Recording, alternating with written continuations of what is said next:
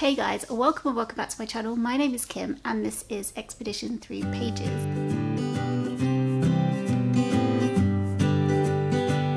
So today I wanted to show you my TBR for the next country on my Reading Around the World challenge. This challenge I do in partnership with Emily from Emily Beth Hall, and what we've done this time is we have both chosen a different country and we have gone away, chosen the books for our respective countries, and instead of reading all of the books from each other's TBRs, we're going to buddy read one book each from the other one's country, which we also invite you to do as well, but more on that later. So yeah, I actually have this kind of TBR star jar full of countries that relate to, well, the countries of the world, but also that relate to countries on a scratch-off map that I got. Because on this scratch-off map it also includes provinces, territories and states of Australia, Canada and America, I have also included all of those in the pot as well, just so I could scratch off each individual thing, because that's the kind of person that I am. My idea was that if I got a country, I would read 4 books from each country, 2 fiction, 2 non-fiction, the 2 fiction being one, if possible, a classic book, and the other one a more contemporary book. And then for non-fiction, one was going to be more history based and something about that country, either recent history or ancient history, and the other non-fiction book was going to be a memoir. Now that's not possible for every single country, so I do have to deviate from those kind of 4 categories sometimes, but yeah, I try my hardest to align it to those 4 categories. If I was to pick out one of the states, provinces or territories, I wasn't going to read 4 books, I was just going to pick one book for that particular area and then move on and pick the next country. So when I went to pick the next country, I did actually pull out a Canadian territory. And because this isn't really part of the Reading Around the World challenge that I'm doing with Emily, this was like a side thing so I could scratch off my map, I decided to pull again. However, I will be reading a couple of books from that country actually, and so I will tell you about that at the end of this video. But yeah, I just decided with regards to the challenge that Emily and I are doing, I would pull a different country. So I did that, I pulled a different country and I got Djibouti, which is in the Horn of Africa. And Emily has picked out a different country, and I will link down in the description to Emily's video where she tells you what country she got and what books she's chosen for that and which one we're going to buddy read. So yes, I found finding books for Djibouti really difficult, and so I had to kind of stray off the path a little bit. And if anybody knows of any other authors or anything at all that you think that I could use instead, please do let me know, because although I have got these 4 books here to read, I'm open to buying more books as well. So the 2 fiction books first that I decided to pick up, well, basically there's one main author that has been translated into English that I could find. So in Djibouti they speak French, and there did seem to be a fair bit of work that has been published but in French, and not an awful lot that has been published in English. There is one author that seems to have quite a few books that have been translated in English, and that is Abdurrahman A. Waberi. And so I picked up one of his fiction books called Passage of Tears, and this has been translated by David and Nicole Ball. And this in fact is going to be the one that Emily and I are buddy reading as well. So I'll read you the back, and if you wanted to join us in our buddy read, then absolutely feel free to do so. Our plan for that is that we're both going to read it in March alongside the book from Emily's country that she pulled. So we will be reading 2 books, one from each country, and then at the beginning of April we'll have a live show where we can discuss both of the books. And if any of you guys wanted to join in, then you're absolutely welcome to come and chat with us in the live show as well. So yeah, I'll read you the back and see if you're interested in joining us. But it says, Jabril, a young Djiboutian voluntarily exiled in Montreal, returns to his native land to prepare a report for an American economic intelligence firm. Meanwhile, a shadowy, threatening figure imprisoned in an island cell seems to know Jabril's every move. Passage of Tears cleverly mixes genres and forms of writing: spy novel, political thriller, diary, travel notebook, legends, parables, incantations and prayers. Waberi's inventive parody is a lesson in tolerance, while his poetic observations reveal his love and concern for his homeland. So yeah, I'm really excited to pick this one. There were quite a few, like I say, but this is the one book where the blurb took my fancy more than the others. So yeah, I'm excited to get to this. Okay, the second fiction book that I've decided to buy is in French, guys. I can't read French. I cannot read French, but I know a bit of French. And so what I've decided I'm going to try and do is actually use the Google Translate app to try and read the book, which might be a really stupid idea and it's just going to ruin the book. And I do realise that I can't actually properly review it doing it this way, because things are probably going to be lost in translation, like will definitely be lost in translation. But the book that I picked up to do this with is Les Enfants du Cat, which is by Muna Hudan Ahmed. And the reason that I actually picked this up is because when I was researching writers and authors from Djibouti, it said that she is one of the few female authors, but I just couldn't find any translated work. So I'm going to try and use Google Translate, and also my basic knowledge of French as well. I do have some. It's just obviously vocab. The only thing I'm worried about is like slang, because I translated the back and that seemed to translate fairly well. It follows a group of children and their relationship with cut, which I believe is a psychedelic drug. One of the things I'm worried about is because it follows a group of children, I'm worried it's going to have a lot of slang in it, and then the Google Translate is just not going to have any idea. So anyway, we'll see how it goes. I'll start it. If it's really like not going to happen, then I'll have to just put it down and wait until I can speak French fluently, because, you know, I haven't been trying to learn French since I was 12 and been unsuccessful. I wanted to give it a try because if she's one of the few female authors, and yeah, why not try? Why not try? Okay, so the two non-fiction books I actually got another book by Abdurrahman A. Waberi, and this is actually a poetry collection which has been translated by Nancy Naomi Carlson.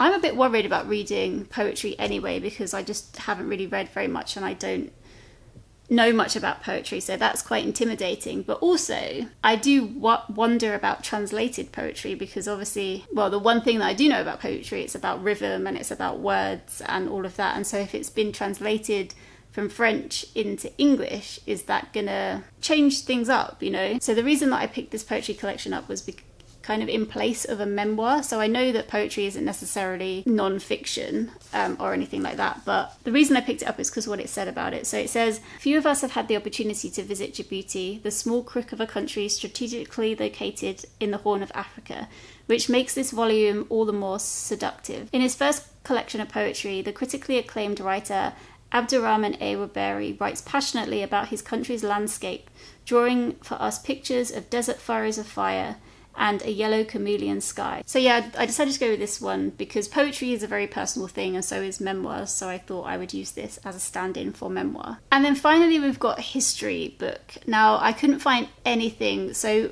I really try to find books written by authors from that particular country when I do this challenge, and I don't want to buy a book about Djibouti written by someone from America or someone completely unrelated to the country. Maybe it's shooting myself in the foot a little bit, but I just really wanted to read something from someone from that country. That's not what I've got.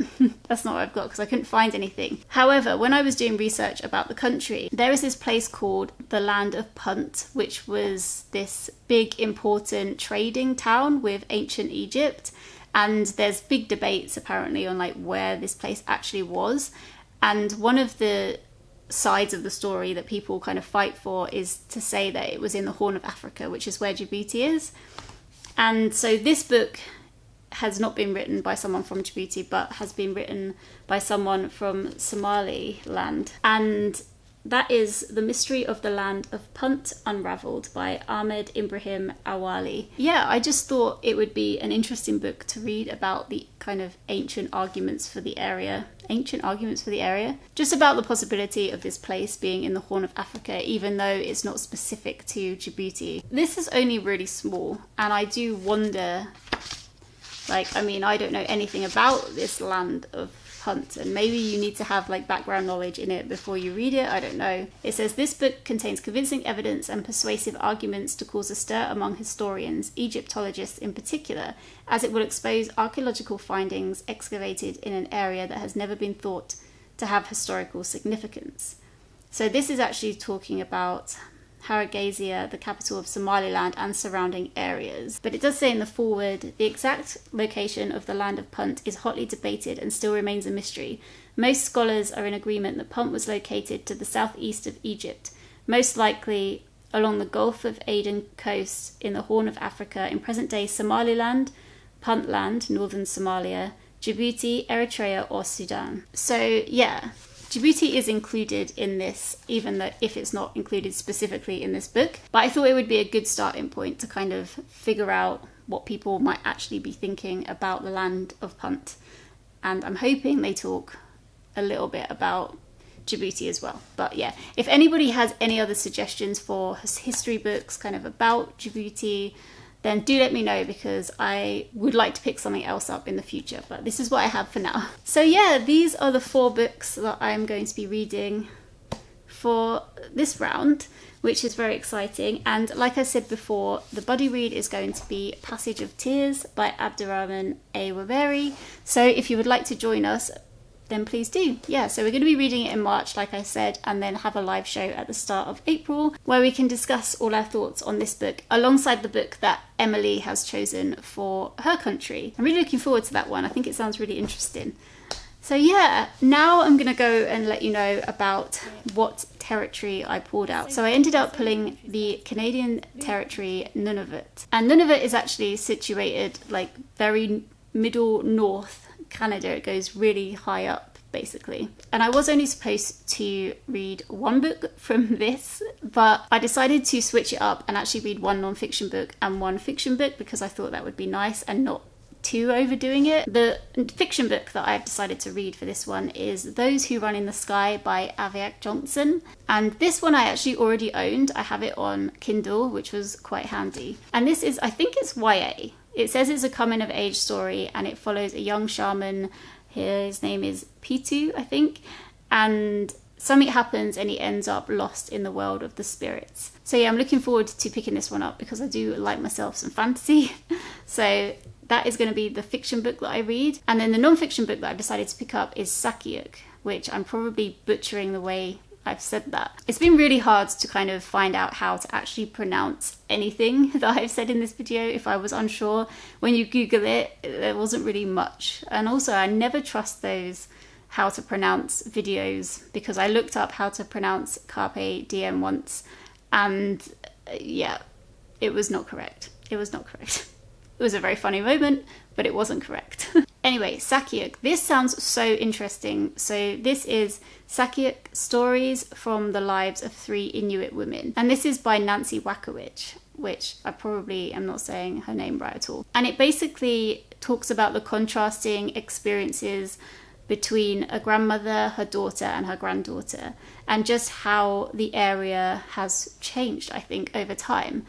And yeah, I just think it sounds really interesting. The little bits of reviews that I've read about it have been really positive, and so I'm very excited to get to it. It was actually published in 1999, so it is fairly old now, but I'm very excited to read it. And I had to buy a used copy. I can't remember if the new copies were way too expensive or if they just didn't exist, but I ended up getting a used copy, so I'm waiting for that to arrive. So yeah, that's everything for this video, I think. Let me know if you've read anything from Djibouti or read any of these books, or if you have any other recommendations. The same goes for Nunavut as well. If you have read either of those books, or if you are interested in picking them up, do let me know. Yeah, I'm excited to move on to the next country. All right, guys, so me and Emily will be in touch and let you know about the live show and everything like that later down the line.